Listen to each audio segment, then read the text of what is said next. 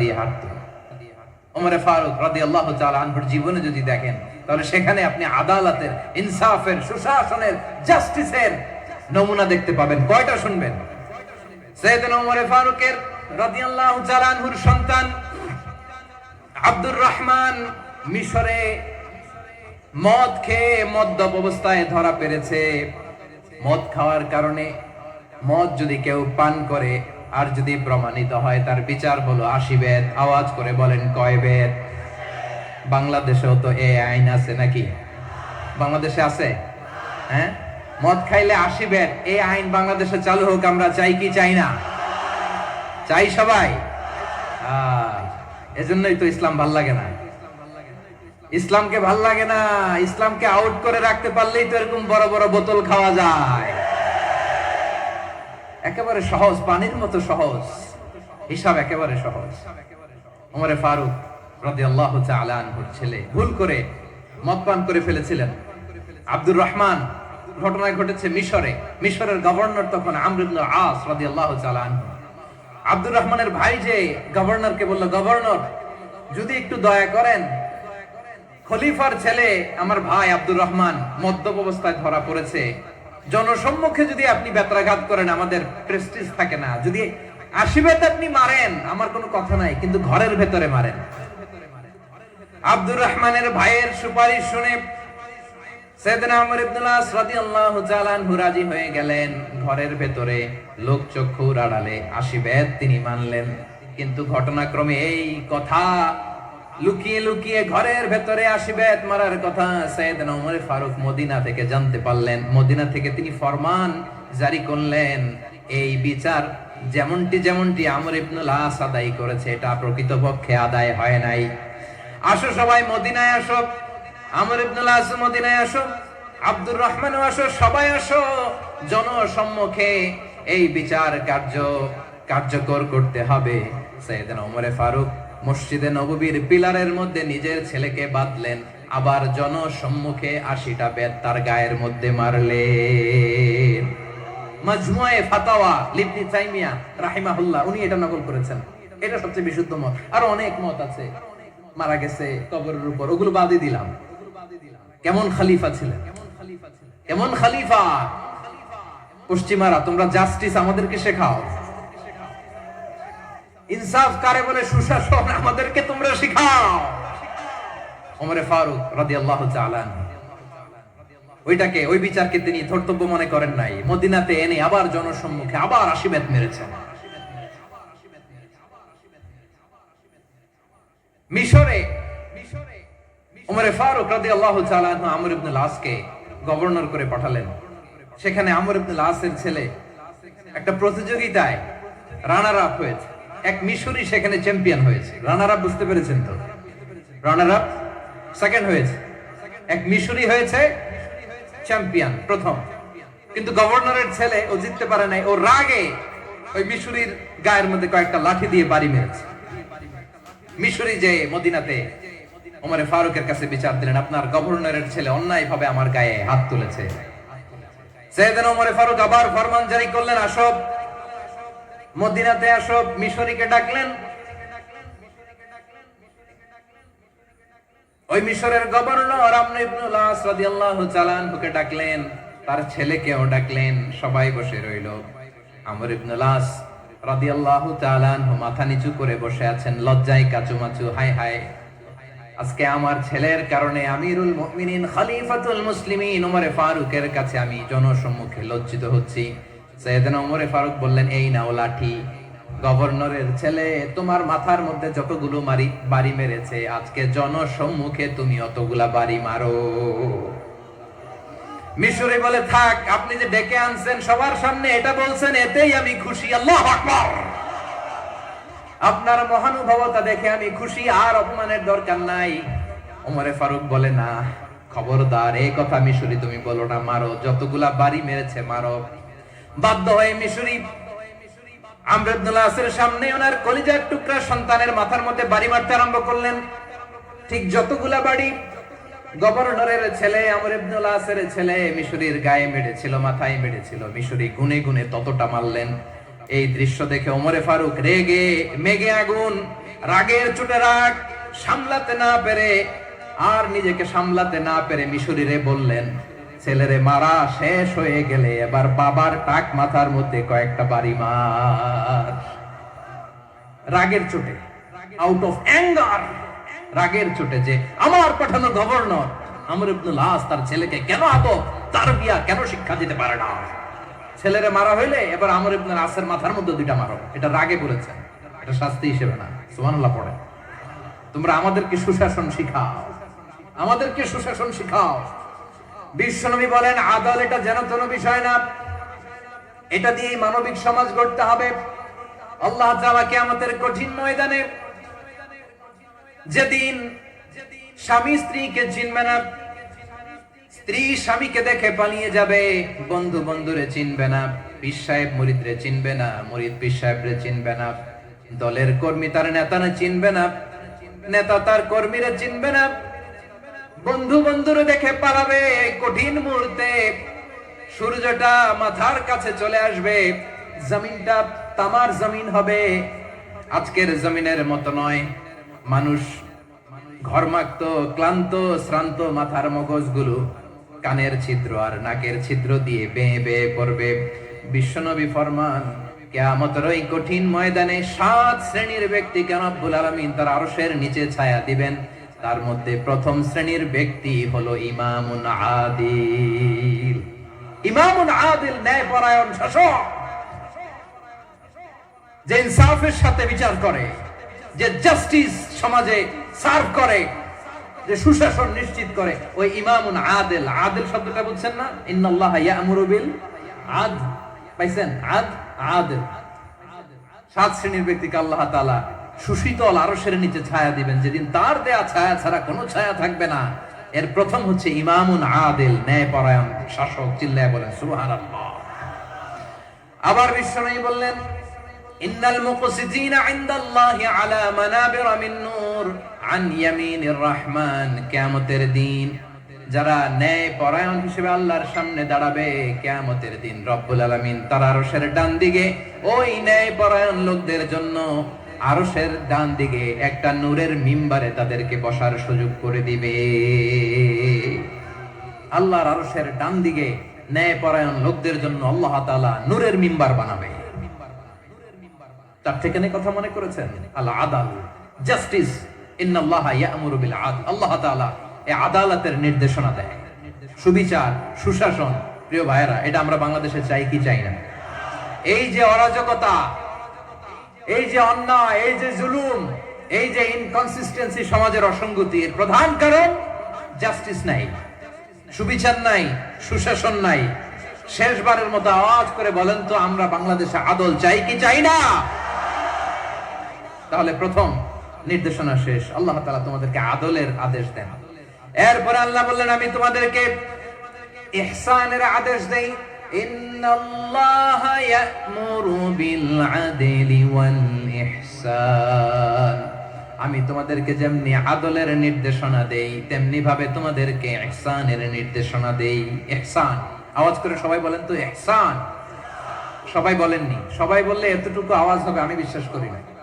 আওয়াজ করে বলুন আল ইহসান।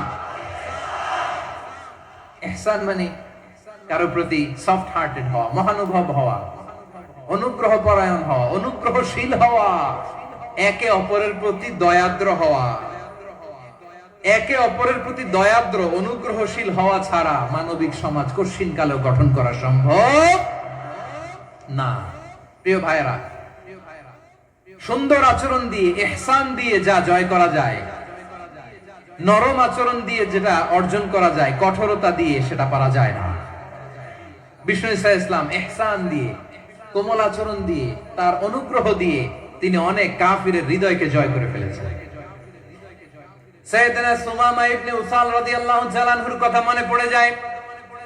তিনি ছিলেন ইয়ামামার বাদশা। মদিনাতে বিশ্বনবীকে হত্যা করার নিয়তে এসেছিলেন। গোপনে গোপনে বিশ্বনবীকে হত্যা করে আবার ইয়ামামাতে তিনি ফিরে যাবেন। কিন্তু কি অবাক করা কাণ্ড, হত্যা করতে পারে নাই, সাহাবাদের হাতে তিনি ধরা পড়ে গেলেন। সাইয়েদনা সুমামা ইবনে উসাল রাদিয়াল্লাহু তাআলা আনহু হত্যার নিয়তে আসলেন, কিন্তু হত্যা করতে পারলেন না। সাহাবারা ওনাকে ধরে ফেললেন, ধরে মসজিদে নববীর পিলারের মধ্যে বেঁধে রাখলেন। সুমামা ইবনে উসাল, সিরাত থেকে শুনেন, সিরাত থেকে শোনাচ্ছি। রাদিয়াল্লাহু তাআলা আনহু ইয়ামামার অধিপতি ছিলেন। ইয়ামামা বিশ্বনবীকে হত্যার জন্য আসছেন, ধরা পড়ে গেছেন, এখন মসজিদে নববীতে বেঁধে রাখছেন, তার মানে বন্দী। এখন স্ট্যাটাস কি? বন্দী, ক্যাপটিভ। বিষ্ণু ইসলাম সাহাবাদেরকে বললেন তার খোঁজ খবর নিও, সুমামা ইবনে উসালের খোঁজ খবর নিও। সাহাবারা বলেন, ইয়া রাসূলুল্লাহ, আপনাকে হত্যা করতে এসেছে, তার তো কঠিন ক্যাপিটাল পানিশমেন্ট হওয়া দরকার, কঠিন শাস্তি হওয়া দরকার। বিষ্ণু বললেন, না, আমি যেটা জানি তোমরা সেটা জানো না, তোমরা সুমামার সাথে ভালো আচরণ করো। বিশ্বনবী সুমামার কাছে গেলেন। প্রথম দিন যে তিনি কালেমার দাওয়াত দিলেন, ইমানের দাওয়াত দিলেন, ইসলামের দাওয়াত দিলেন, রিসালাতের দাওয়াত দিলেন, আখিরাতের দাওয়াত দিলেন।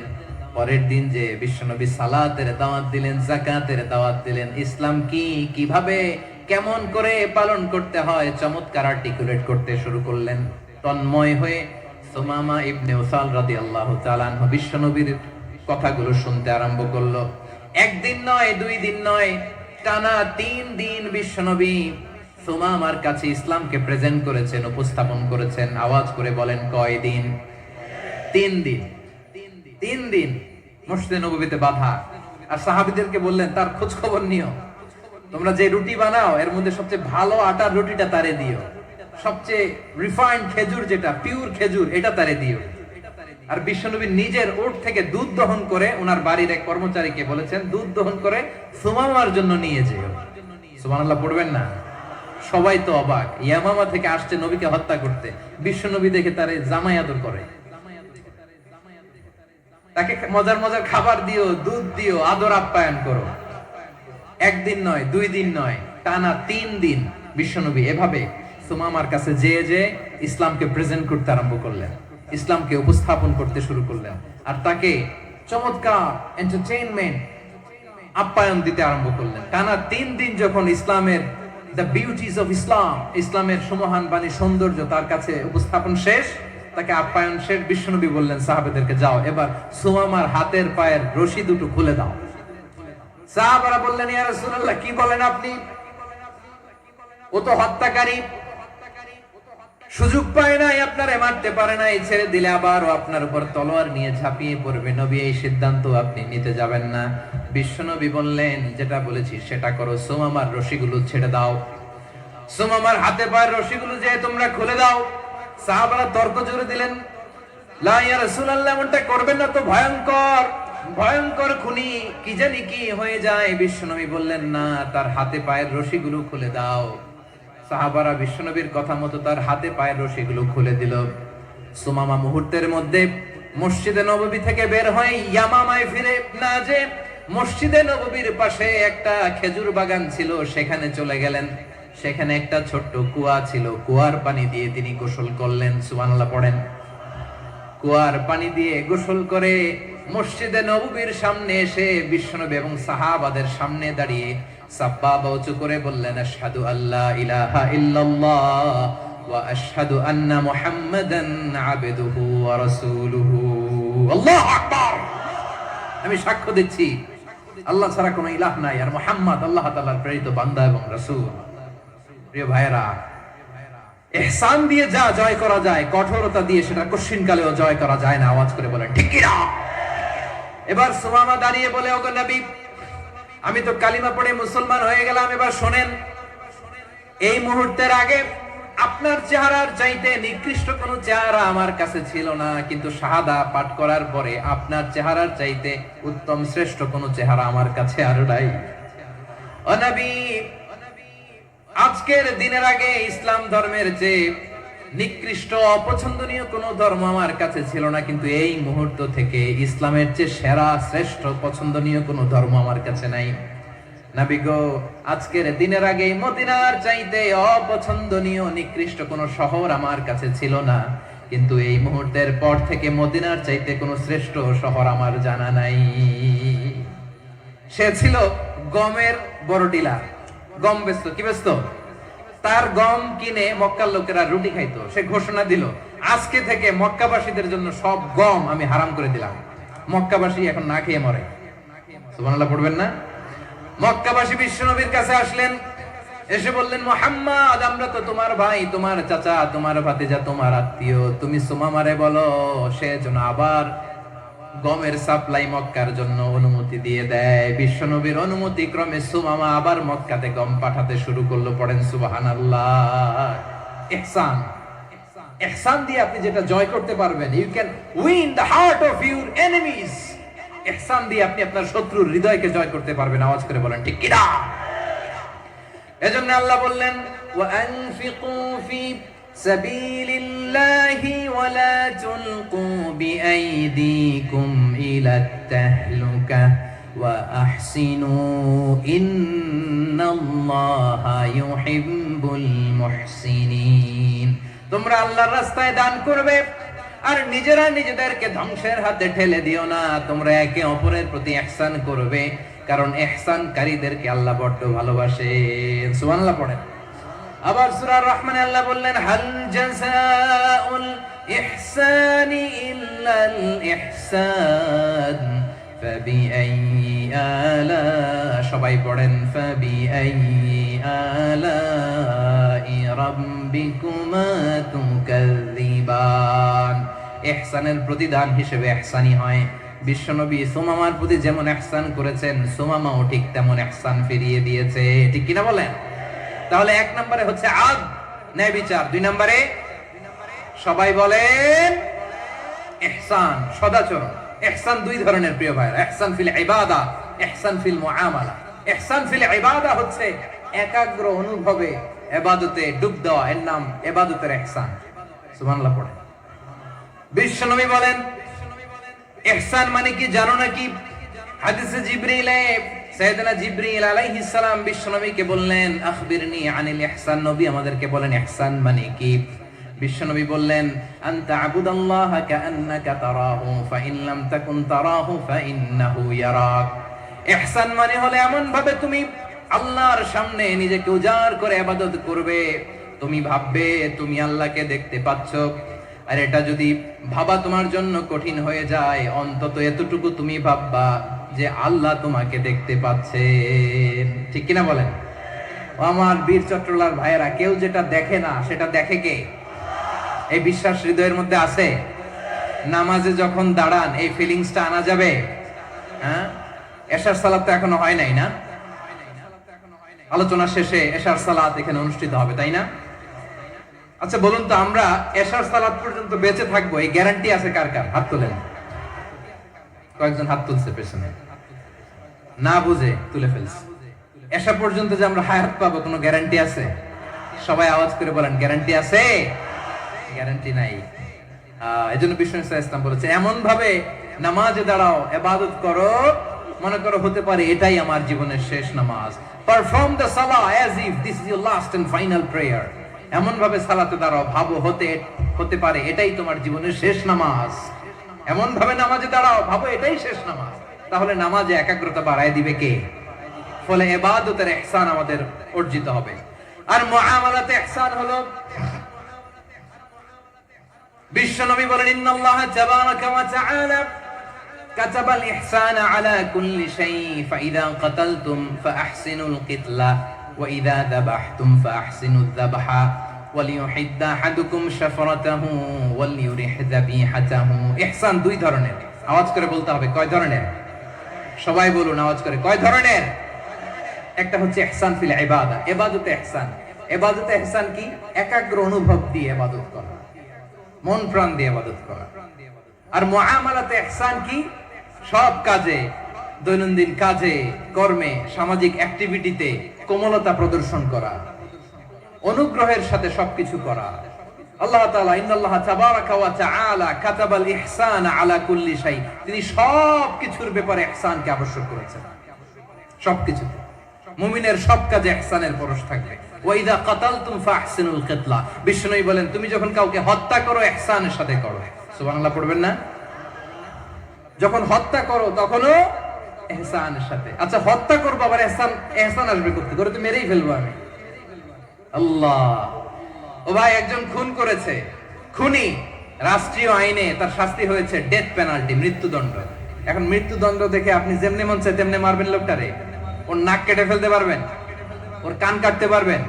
ওর চোখ উপড়ে ফেলতে পারবেন আপনি? যেমন মন চায় তার অঙ্গহানি করা যাবে না। ইহসানের সাথে তাকে হত্যা করো। সুবহানাল্লাহ। দিস ইজ ইসলাম।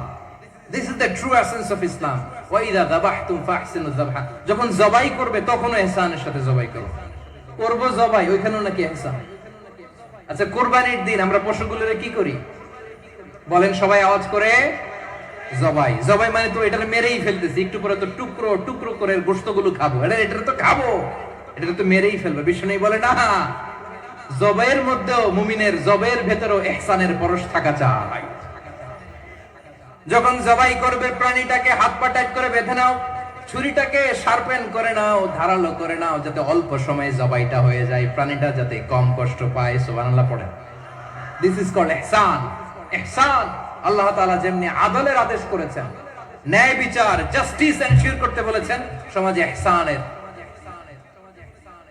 ব্যবহার, ইহসানের অনুশীলন তিনি করতে বলেছেন। এজন্য মুমিনের প্রতিটি কাজে, আমার চট্টগ্রামের ভাইরা আমার দিকে তাকান, খেয়াল করে শুনুন, মুমিন জীবনের প্রতিটি কাজে ইহসানের পরশ থাকা চাই। আমরা যেন আমাদের পরিবারের প্রতি ইহসান করি, আমরা যেন আমাদের কর্মচারীদের প্রতি ইহসান করি, আমরা যেন আমাদের কলিগদের প্রতি ইহসান করি, আমরা যেন আমাদের ভাইদের প্রতি ইহসান করি। মুমিন জীবনের প্রতি কাজে ইহসানের পরশ থাকার দরকার আছে না নাই? কথা বুঝতে পেরেছেন? তাহলে আল্লাহ তাআলার তিনটা আদেশ ছিল, কয়টা গেল?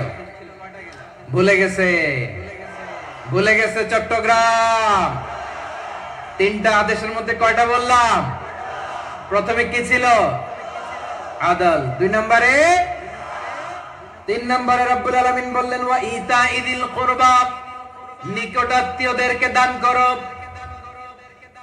নিকট আত্মীয়দেরকে দাও, যারা তোমাদের ব্লাড কানেকশনের আত্মীয় তাদেরকে তোমরা দাও।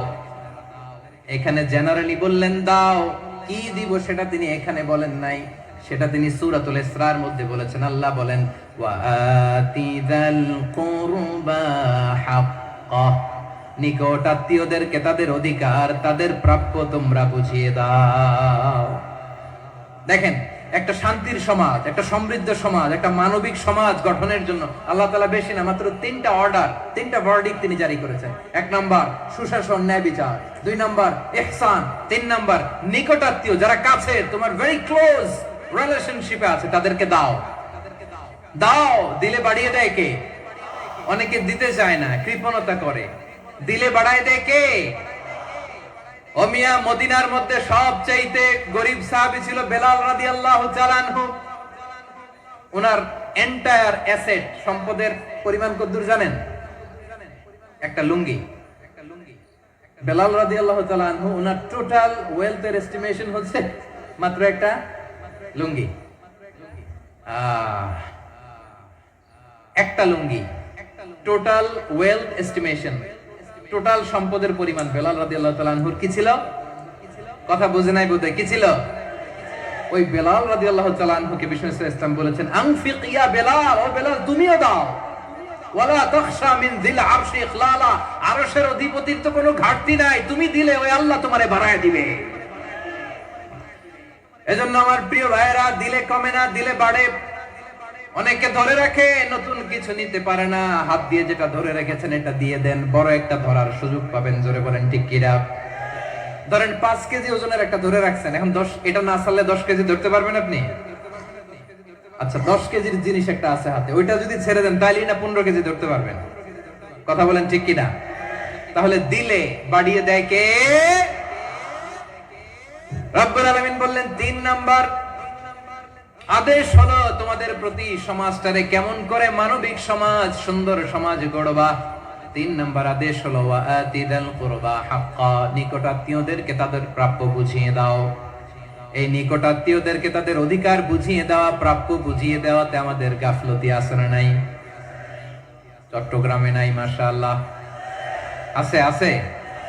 অনেকে দেখবেন অনেক আল্লাহওয়ালা তাহাজ্জুদ গুজার, সিজদা দিতে দিতে কপালে কালো দাগ ফেলে দিছে, সে তার বোনের হকটা আদায় করে নাই। আছে না নাই? হ্যাঁ, এখানেও আছে। সর্বনাশ।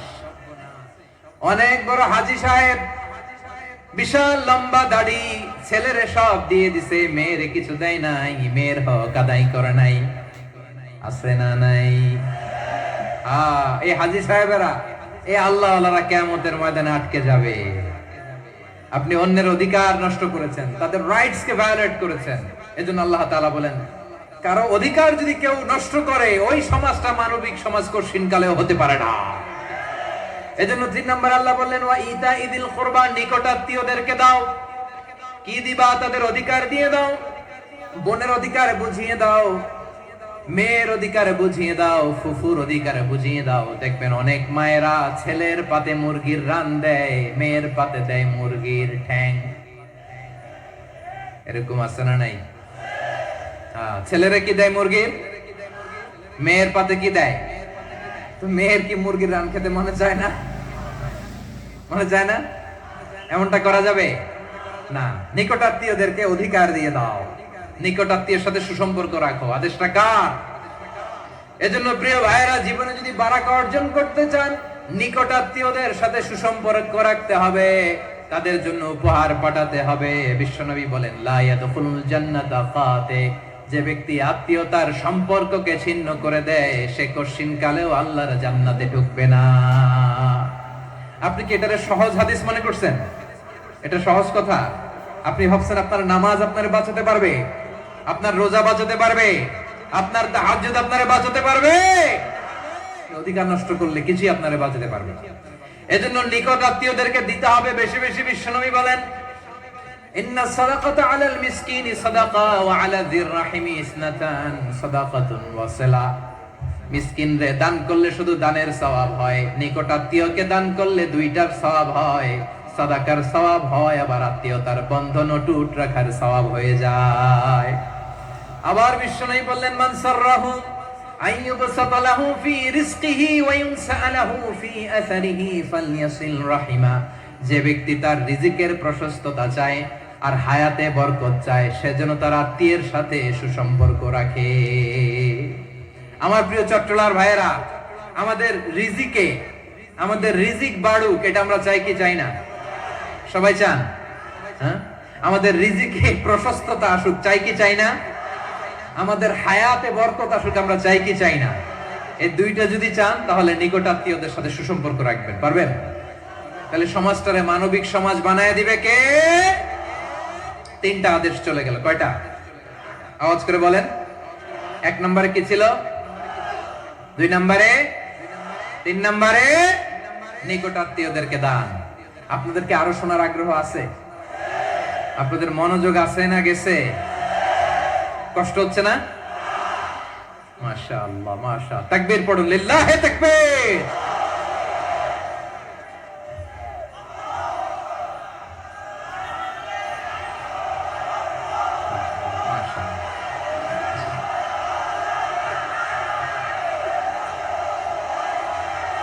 আমার প্রিয় ভাইয়েরা, আল্লাহ তাআলা 3টা জিনিসের যেমনি আদেশ করেছেন, অনুরূপভাবে 3টা বিষয় তিনি বারণ করেছেন, নিষেধ করেছেন। ওগুলোর কাছেও যাওয়া যাবে। শুনবেন। রাব্বুল আলামিন বলেন, ওয়ায়ানহা আনিল ফাহশাই ওয়াল মুনকারি ওয়াল বাগি। আমি যেমনি 3টি বিষয়ে আদেশ করলাম, অনুরূপভাবে 3টি বিষয়ে বারণ করলাম, নিষেধ করলাম। আমার 1 নাম্বার নিষেধাজ্ঞা হলো অশ্লীলতার প্রতি। ফাহশা, ওয়ায়ানহা আনিল ফাহশা, আল্লাহ তাআলা অশ্লীলতাকে নিষেধ করেছেন। কোন জিনিসকে? সবাই বলুন, কোন জিনিসকে? যত ধরনের, যত টাইপের, যত ক্যাটাগরির অশ্লীলতা হতে পারে, সব অশ্লীলতাকে হারাম করেছেন কে? ফাহশা মানে কি? কথায়, কাজে, আচরণে, কমেন্ট, ফেসবুকের কমেন্টসে যত ধরনের নোংরামো আছে, যত ধরনের অশ্লীলতা আছে, এটাকে আরবিতে বলে ফাহশা। এটাকে কি বলে? রাব্বুল আলামিন বলেন, কুল ইন্নামা হারামা রাব্বিয়াল ফাওয়াহিশা মা যাহারা মিনহা ওয়া মা বাতান। ও নবী, আপনি বলে দেন, আমার রব প্রকাশ্য, অপ্রকাশ্য, স্পষ্ট কিংবা অস্পষ্ট, দৃশ্যমান কিংবা অদৃশ্যমান সব অশ্লীলতাকে হারাম করেছে। সব ধরনের অশ্লীলতা হারাম, সব ধরনের। আল্লাহ তাআলা আমাদেরকে অশ্লীলতা থেকে বাঁচান, অশ্লীলতা থেকে তিনি আমাদেরকে হেফাজত করুক, পড়েন আমিন। এবার বলেন, আমাদের সমাজে অশ্লীলতা আছে না নাই? চট্টগ্রামে নাই? আমি কই নাই, ওনারা বলে আছে। দেখছেন, আমি সামহাও বাঁচায় দেওয়ার ট্রাই করতেছি, আমি সামহাও বাঁচায় দেওয়ার ট্রাই করতেছি, ওনারা বলে আছে। অশ্লীলতা নানা ভাবে, নানা নামে, নানা মোড়কে আমাদের সমাজে আছে না নাই? সংস্কৃতির নামে, ফ্যাশনের নামে, বিনোদনের নামে, উপন্যাসের নামে, কনসার্টের নামে অশ্লীলতা আছে না নাই? আপনি দেখেছেন কনসার্ট গুলোর অবস্থা? এই যে আতিফ আসলাম যে আসছে আমাদের দেশে, তারপর কে কে আসছে, আমাদের তরুণ তরুণীরা, আমাদের যুবক যুবতীরা, আমাদের জেনজিরা, কি অবস্থা ওইখানে? হ্যাঁ, কি অবস্থা? কে বাঁচাবে ওদের? কে রক্ষা করবে ওদের ইমানের, ওদের চরিত্রের হেফাজতের গ্যারান্টি কে দিবে? কনসার্টের নামে অশ্লীলতা আছে না নাই? ছেলে মেয়ে একে অপরকে জড়ায় ধরতেছে, একে অপরকে চুমো খাচ্ছে প্রকাশ্যে, দিবালোকে, গণমানুষের সামনে। আল্লাহ তাআলা এই অশ্লীলতা থেকে আমাদেরকে বেঁচে থাকতে বলেছেন, বেঁচে থাকতে বলেছেন। রূপালী জগতের নামে অশ্লীলতা আছে না নাই? এই টার্মটা আপনারা জানেন না? রূপালী জগৎ কি জগৎ? আসলে কি রূপালী জগৎ না অন্ধকার জগৎ? আমার বোনেরা, আপনাদেরকে যে কি বলে তারা বুঝায়, রূপালী জগৎ শুনেই আপনি ভরকে যাবেন না। রূপালী জগতে যে নারী যত বেশি উলঙ্গ, সে নাকি তত বেশি সাহসী। জানেন, বলে এটা একটা সাহসী নারী, খুব সাহসী পদক্ষেপ তার। যত বেশি শরীর থেকে কাপড় নামাতে পারবে, যত বেশি বস্ত্রহীন হয়ে নিজেকে প্রেজেন্ট করতে পারবে, সে নাকি তত বেশি সাহসী। আমার চট্টলার ভাইয়েরা, শয়তানের প্রথমে এজেন্ডা ছিল বনি আদমকে বস্ত্রহীন করা। সে আদম এবং হাওয়া আলাইহিস সালামকে নিষিদ্ধ গাছের ফল খাইয়ে তাদেরকে বস্ত্রহীন করেছে। এই জামিনেও সে আমাদেরকে বস্ত্রহীন করতে চাইবে। এই রূপালী জগতের নামে তারা এটা করে। আমার প্রিয় বোনেরা, আপনি জানেন না আপনার দাম কত? ওরা আপনাদেরকে বিজ্ঞাপনের সস্তা পণ্য বানাতে চায়। ওরা আপনাদেরকে ওদের ভোগের লিপসার টুলস বানাতে চায়। ওরা আপনাদেরকে দিয়ে ওদের খায়েশ পূরণ করতে চায়। এটা আপনাদের জন্য মোটেও ডিগনিটি নয়, এটা আপনাদের জন্য সম্মান নয়। আপনার সম্মান শালীনতায়, আপনার সম্মান হেজাবে, আপনার সম্মান ভদ্রতায়, আপনার সম্মান আপনার ডিসেন্ট পোশাকে। পোশাক বলে দেয় এই নারীটা ভদ্র না অভদ্র। পোশাক বলে দেয় এই মেয়েটা কোন ঘরের মেয়ে। আওয়াজ করে বলেন ঠিক কিনা? আপনি জানেন না, আপনারা এই সস্তা পণ্য বানায়, ভোগের পণ্য, বিলবোর্ডে আপনাকে উলঙ্গ করে উপস্থাপন করে। এই অশ্লীলতার সাথে ইসলামের কোন সম্পর্ক। এজন্য আল্লাহ বলেন, আমি অশ্লীলতাকে হারাম করেছি। অশ্লীলতাকে হারাম করার প্রথম কারণ হলো এর মাধ্যমে মানবতাকে অপমানিত করা হয়। কারণ মানুষের সম্মান মানুষের পোশাকে। মানুষ যখন পোশাকহীন হয়ে যায়, বস্ত্রহীন হয়ে যায়, তার সম্মান কমে যায়, ঠিক কিনা? অশ্লীলতাকে হারাম করার প্রথম কারণ হচ্ছে মানুষ মানুষকে অপমান করে। একটা নারী, সে তো সম্মানিত, নারী যে কত সম্মানিত নারীরা এটা বুঝেই নাই। বিশ্বনবী বলেন, আর দুনিয়া কুল্লুহা মাতা ওয়া খায়রু মাতা'আদ দুনিয়া আল মারআতুস সালিহা। আমার বোনেরা, 5টা প্যান্ডেলে আপনারা এলইডি তে আমার আলোচনা শুনছেন, আমি জানি। আপনাদের এই গর্ভ যে কত দামি আপনি জানেন না। আপনার পেট থেকেই আসবে আগামী দিনের সালাহুদ্দিন আল আইয়ুবী। আপনার পেট থেকেই আসবে অনাগত দিনের ইমাম মাহদী আল মুনতাযর। আপনার পেট থেকেই আসবে অনাগত দিনের ফয়সাল, ওয়াসিম, মুগ্ধ, আবু সাইদের মতো বীর যোদ্ধা।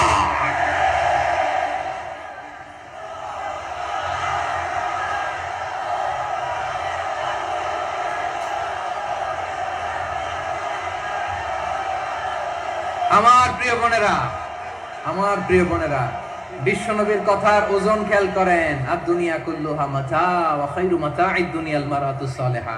দুনিয়ার সবকিছুই অ্যাসেট, এর মধ্যে সবচেয়ে দামি অ্যাসেট নেককার নারী। আপনার গর্ভ যে কত দামি আপনি জানেন না। নিজের সময়টাকে কাজে লাগান, কোরআন পড়েন, সুন্নাহ পড়েন।